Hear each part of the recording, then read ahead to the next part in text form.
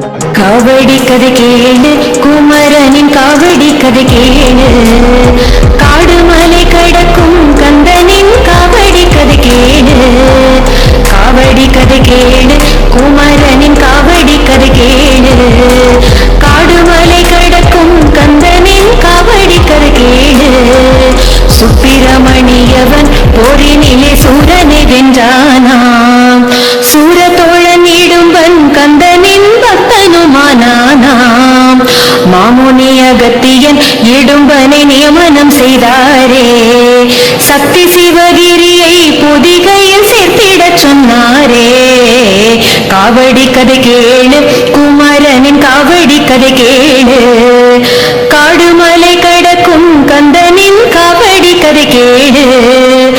காவு தடி சுமந்தான் இடும்பன், காவு தடி சுமந்தான், சக்தி சிவகிரியை தடியிலே கட்டி கொண்டு சுமந்தான். காயென்று சொல்லின் பொருள் தமிழினில் மரம் என்பதாகுமே. காவு தடி மருவி காவடி என்றான கதை கேளு. காவடி கதை கேளு, குமரனின் காவடி கதை கேளு, காடுமலை கடக்கும் கந்தனின் காவடி கதை கேளு. காவடி தூக்கி கொண்டு இடும்பன் பழனி மலை சேர்ந்தான், சேர்ந்த பொழுதினிலே மலையின் சுமை சோர்வினை தந்ததுவாம்.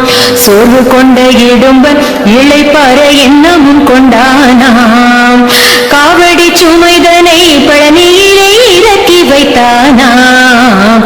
காவடி கதை கேளு, குமரனின் காவடி கதை கேளு, காடுமலை கடக்கும் கந்தனின் காவடி கதை கேளு.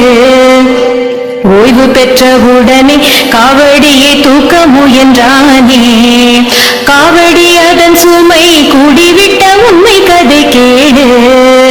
பாலன் ஒருவன் நின்றான், மலையின் மேல் பாலன் ஒருவன் நின்றான், குன்றினில் நின்று கொண்டு இடும்பனை கண்டு நகைத்தானே.